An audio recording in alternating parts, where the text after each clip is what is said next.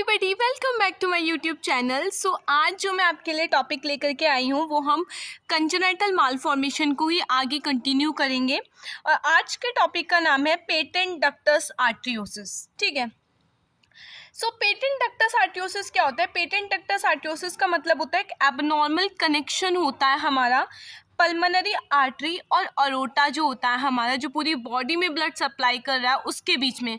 और pulmonary artery वो artery होती है जो राइट वेंट्रिकल से ब्लड को लेकर के जाती है हमारे लंग्स में प्योरीफाई करने के लिए। ठीक है।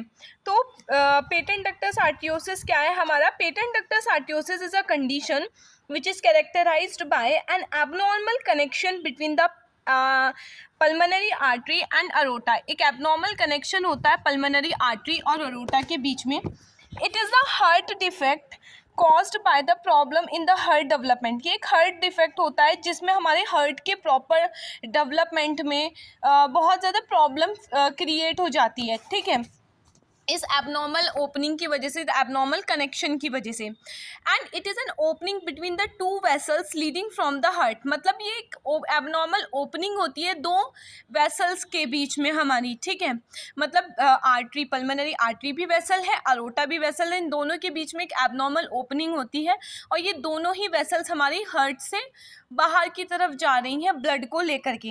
Every baby is born with the ductus arteriosus after birth. the opening is no longer needed and it will usually narrow and close with in first few days, but sometimes the ductus does not close after birth, that causes the patent ductus arteriosus।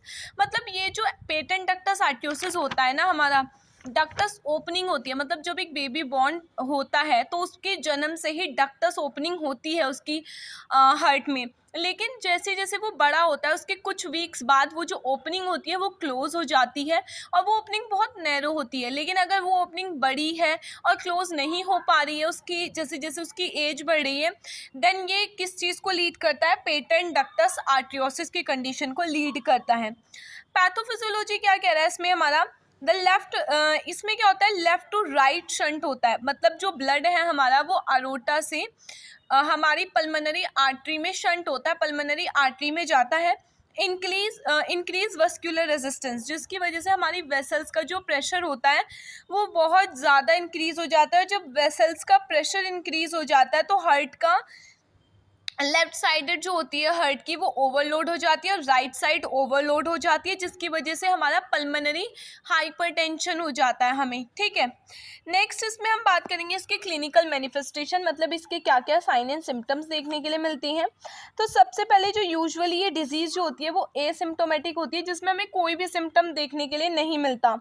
ठीक है, इसके अलावा हमें क्या होता है? Asymptomatic होती है, मतलब कोई सिम्टम देखने के लिए नहीं मिलेगा अगर होल जो है वो स्मॉल है। इसके अलावा रिकरेंट आरटीआई, मतलब रेस्पिरेटरी ट्रैक इन्फेक्शन होता है। डिस्निया होता है पेशेंट को। फीडिंग डिफ़िकल्टी, मतलब वो प्रॉपरली जो फूड है वो नहीं स्वेलो कर पाता। इसके अलावा पुअर वेट गेन होता है पेशेंट को। ग्रोथ रिटार्डेशन होती है। ये सारी की सारी कंडीशंस हमें देखने के लिए मिलती हैं। नेक्स्ट हमारा आता है इसके डायग्नोस्टिक इवैल्यूएशन, मतलब कौन कौन से टेस्ट इसमें हम करते हैं। तो इसमें सबसे पहले आता है हमारा हिस्ट्री कलेक्शन, फिजिकल एग्जामिनेशन। इसमें हम ईसीजी कर सकते हैं, चेस्ट एक्सरे करेंगे, इकोकार्डियोग्राम करते हैं, 2 डायमेंशनल इकोकार्डियोग्राम, जिसमें हमें प्रॉपर विद इमेज सारी चीज़ें दिख जाती हैं। ठीक है, नेक्स्ट आता है इसमें मैनेजमेंट। इसमें मैनेजमेंट में हम सबसे पहले मेडिकल मैनेजमेंट की बात करते हैं। मेडिकल मैनेजमेंट में हम इंडोमिथेसिन देंगे। इंडोमिथेसिन जो होगा उसकी 0.1 to 0.25 mg पर kg पर डोज दी जाएगी और ये आईवी देते हैं हम। ये हेल्प करता है हमारे पेटेंट डक्टस आर्टरियोसिस को क्लोज करने में। इसके अलावा एंटीपोस्टाग्लैंडिन दे सकते हैं हम। ठीक है, नेक्स्ट आता है हमारा सर्जिकल मैनेजमेंट। सर्जिकल मैनेजमेंट में हम open heart surgery and close heart surgery करेंगे, जो मैंने आपको 2 वीडियो में ऑलरेडी मैं डिस्कस कर चुकी हूँ, open heart surgery and close heart surgery, VSD और ASD की वीडियो में।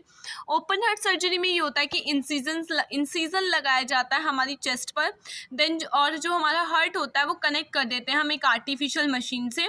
अब जो काम हार्ट कर रहा था वो मशीन करेगी पूरी बॉडी में ब्लड सर्कुलेशन का।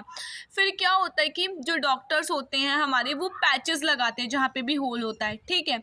इसके अलावा क्लोज हार्ट सर्जरी में एक स्मॉल इंसिजन लगाया जाता है जिसमें से हम कैथेटर डालते हैं, गाइडेड वायर कैथेटर डाला जाता है हमारे अंदर। देन वो जो वो होता है हमारा होल होता है उसे हम पैचेस से क्लोज कर देते हैं, ठीक है। इसके अलावा हमारी कॉम्प्लिकेशंस क्या क्या आ सकती हैं, तो इसमें जो कॉम्प्लिकेशंस आती हैं वो सबसे पहले कैल्सिफिकेशन ऑफ डक्टस, मतलब डक्टस बहुत ज़्यादा हार्ड हो जाता है, ओपनिंग बहुत ज़्यादा हार्ड हो सकती है। एंडोकार्डाइटिस, हार्ट में इन्फ्लामेशन हो सकती है, ठीक है। पल्मोनरी हाइपरटेंशन, मतलब जो भी हमारा प्रेशर है वेसल्स में वो बहुत ज़्यादा इंक्रीज होने की वजह से पल्मोनरी हाइपरटेंशन हो सकता है। इसके अलावा ग्रोथ रिटार्डेशन हमें पेशेंट में देखने के लिए मिलता है, क्योंकि पेशेंट जो था वो प्रॉपरली हमारा फीड नहीं कर पा रहा था, इसीलिए पेशेंट में ग्रोथ रिटार्डेशन की कंडीशन हमें देखने के लिए मिलेगी। नेक्स्ट हम बात करते हैं इसकी नर्सिंग मैनेजमेंट की।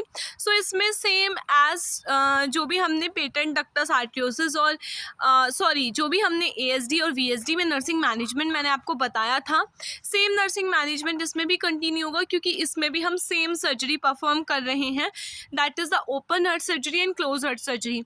बट ये जो कंडीशन होती है ना हमारी, जितनी भी कंजेनाइटल मालफॉर्मेशंस हैं, ये मैं आपको अलग अलग इसलिए पढ़ा रही हूँ ताकि आपकी जो डाउट्स हैं वो क्लियर हो जाए।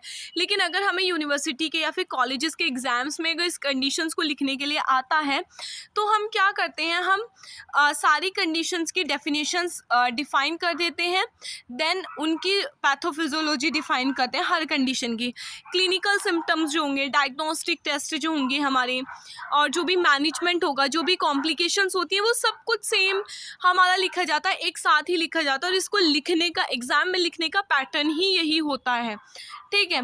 सो यस, नर्सिंग मैनेजमेंट में हम क्या कर सकते हैं, नर्सिंग मैनेजमेंट में हम पेशेंट की हिस्ट्री कलेक्ट कर सकते हैं, फिजिकल एग्जामिनेशन कर सकते हैं, पेशेंट के सारे डायग्नोस्टिक टेस्ट परफॉर्म कर सकते हैं।